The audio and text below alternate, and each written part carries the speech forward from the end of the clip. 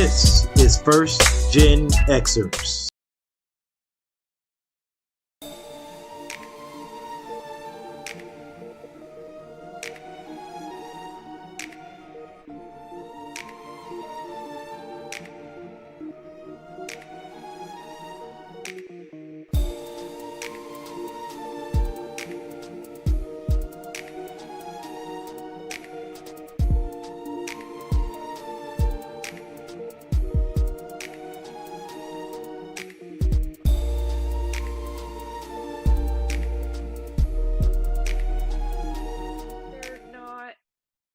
Letting Sorry, we always have great conversations off air.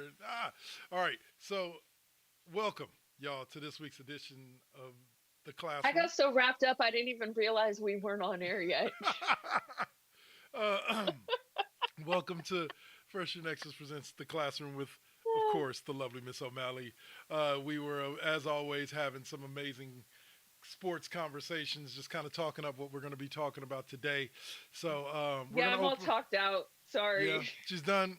Damn it, wasted a whole episode waiting for the timer to go down, huh? All right, so we're gonna open up with this.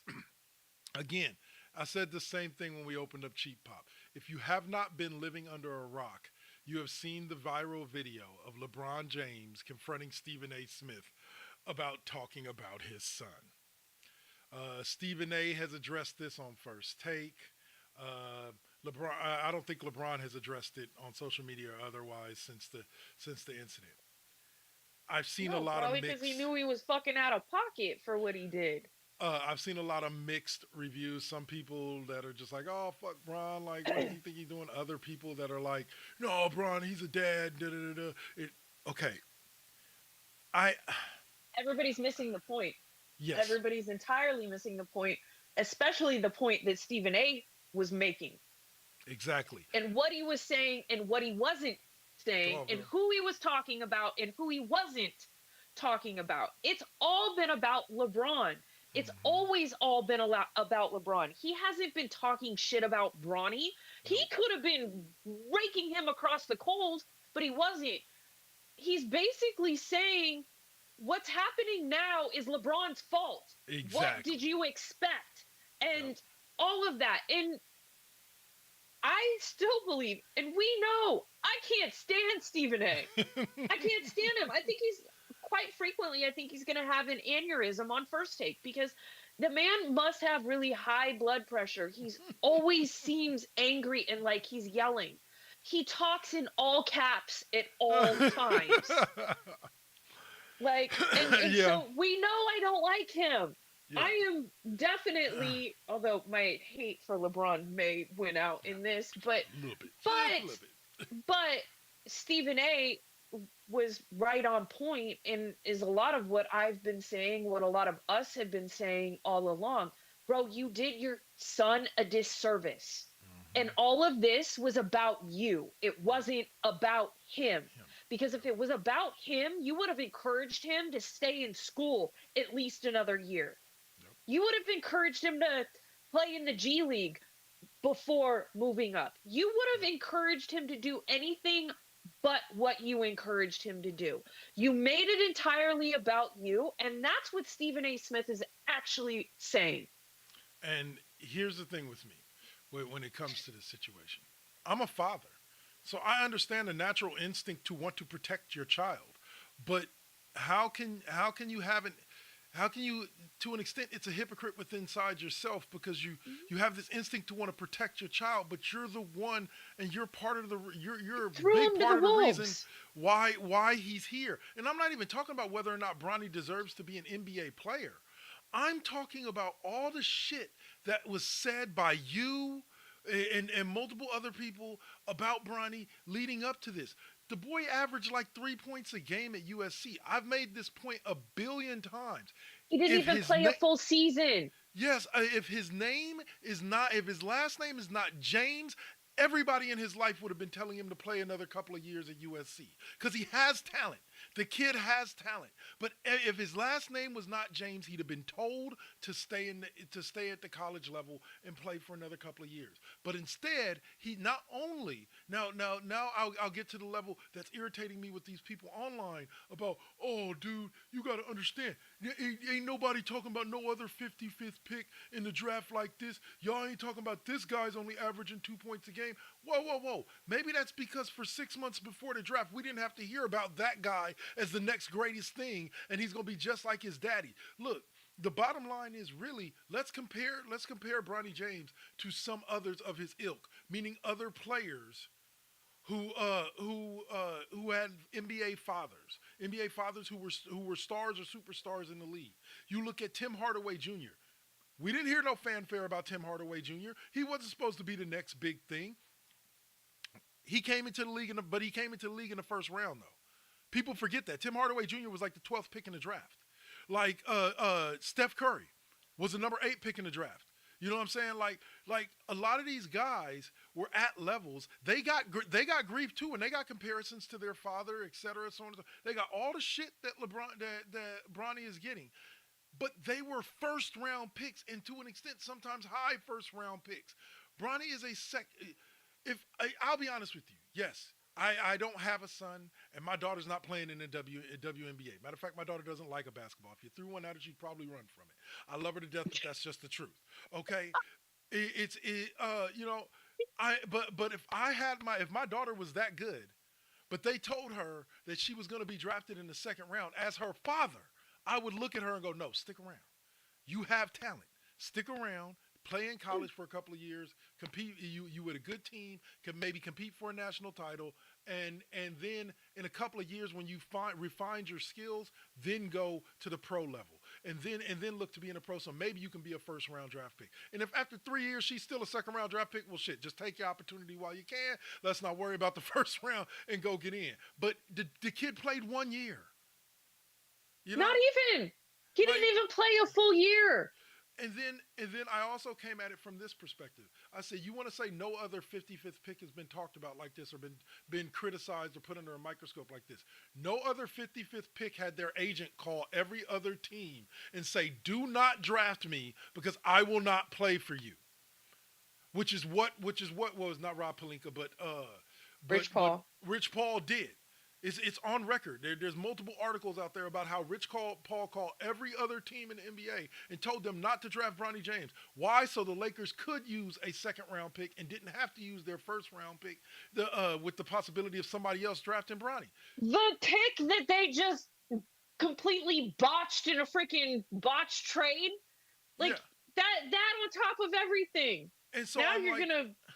Yeah, and so I'm like, you guys are saying he wasn't treated as a standard 55th pick coming into the league. So why should he receive the same treatment as every other 55th pick? You know what I'm saying? His dad got him drafted and an NBA project contract just so he could be paid NBA money while he goes down to the G League.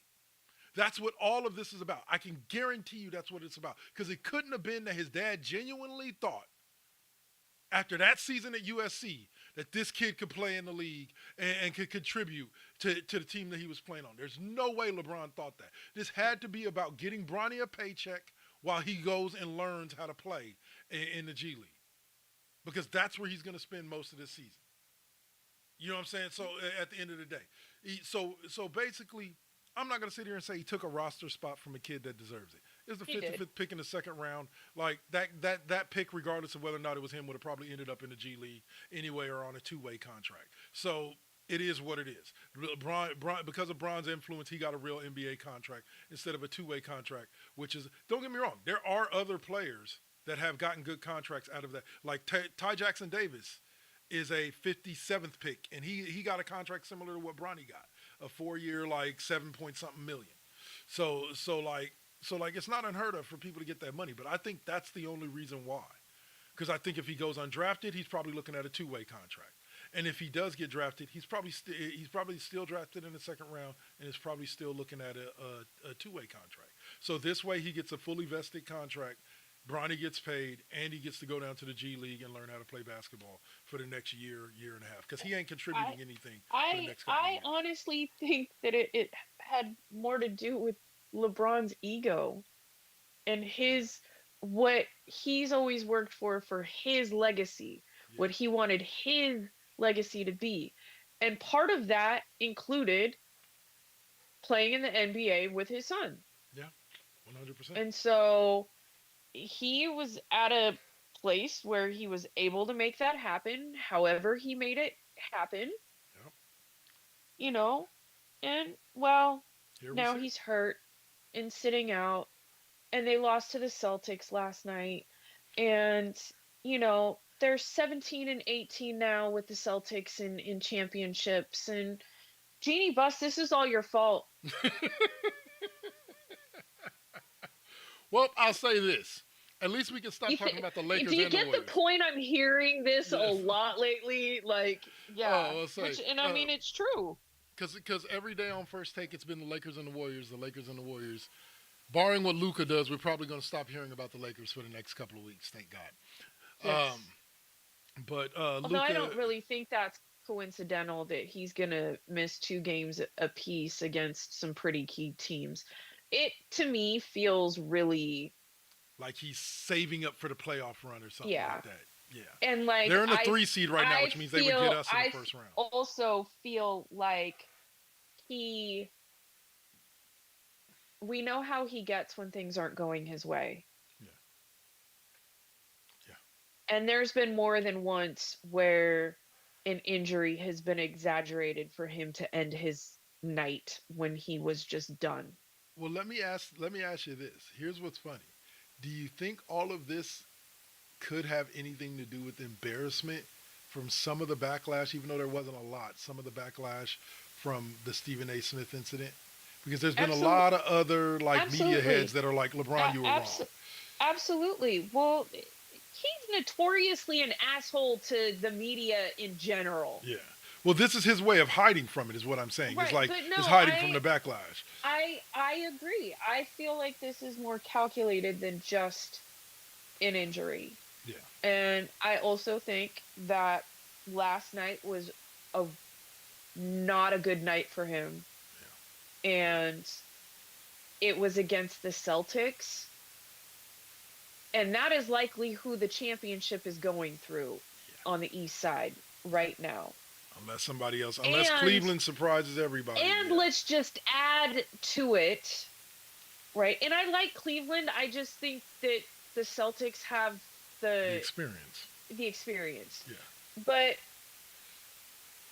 all of that last night, and I mean, granted, they came back stronger after LeBron was off the court than when he was on the court, because they were down 22 or something at one point and then got back within 4 towards the end of the game.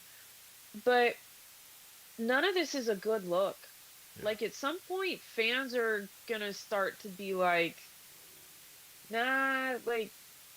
Well, they already kind of are. It's just his legion of fans standing in between him and them. Even actual Lakers fans. Yeah, yeah, very much so.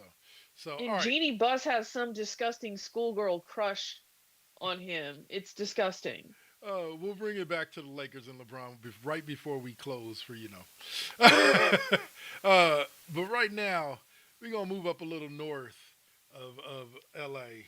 and talk a little bit about them Dubs, who since trading for Jimmy Butler, have won 10 of 11, or no, 10 of 12. And something like that. And we're 9-1 in our last 10. So... Yeah. And they've moved. They went from the 11th spot when they traded for Jimmy, and now they're in the 6th spot pretty much solidly. I think they're about a half game or a full game above Minnesota, who's sitting in that 7th spot, and they're closing on Houston. Yep. So, as of right now, like I mentioned earlier, we would face the Lakers in the first round if the playoffs started today. And we don't even have Kuminga back yet. Yep. Which Kirk keeps saying soon. I need to know what you're. Okay. Sorry, my primary program here. No. Disconnected.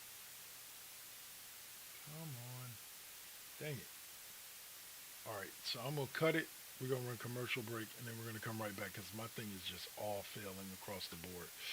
I don't get what's going on here because I don't have anything else internet-wise open on my shit. Okay. So hold on, it's climbing. Hold on, we're getting back. We're getting back. Are we there? Nope, it's back. Let's see. No, no, no.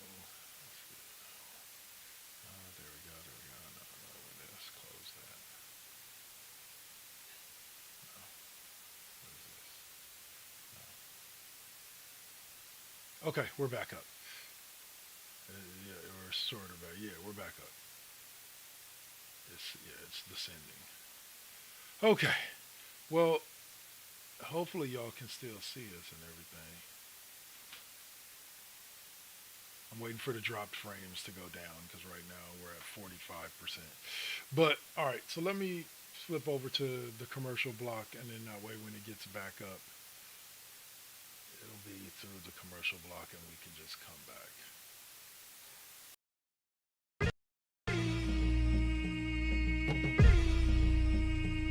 This is now versus then. This is now versus then. Get on your mark, let's go. This is now versus then. Burning up your radio, still turning up the heat with Poetic on the flow. Got you moving to the beats with the Saint as your host. Shout out the collective, hold it down, we gon' clown, that's the lesson. Where Generation X meets Generation Next, with them bangers from the east to the south to the west. Yeah, this how we do it in Sacktown. Slide to the studio, yup, it goes down. These beats gon' pound, waking the game up, told you it goes down. And this is only the intro. Turn the mics on, shout out to my kinfolk. Where you at, y'all? Let's get this started. Turn down for what? We about to start the party. Let's go, let's go, let's go, let's go. This is now versus then. This is now versus then.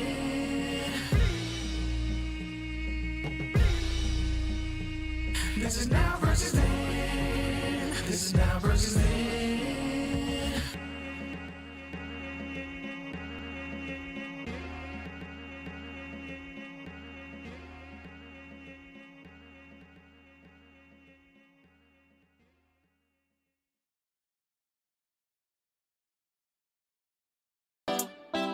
You got to keep it. Keep it, you got to keep it lovely.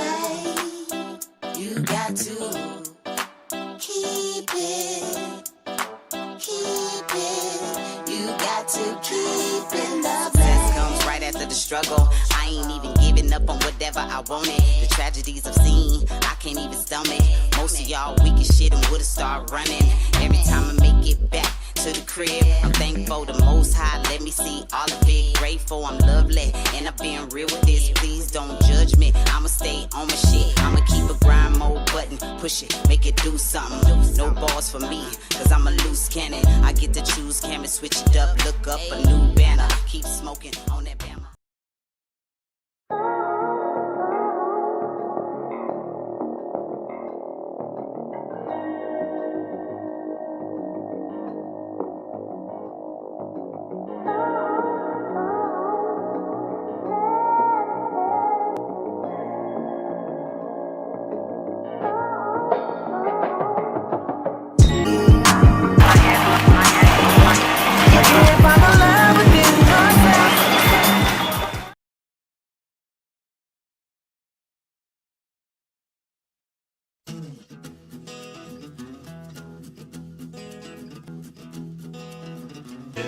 Deuce, classic episode from the Blog Talk Radio days. We followed up Deuce, classic episode from the Blog Talk Radio days. We followed that up with an FU Wrestling podcast from Spreaker, starring myself. That up with an FU Wrestling podcast from Spreaker, starring myself,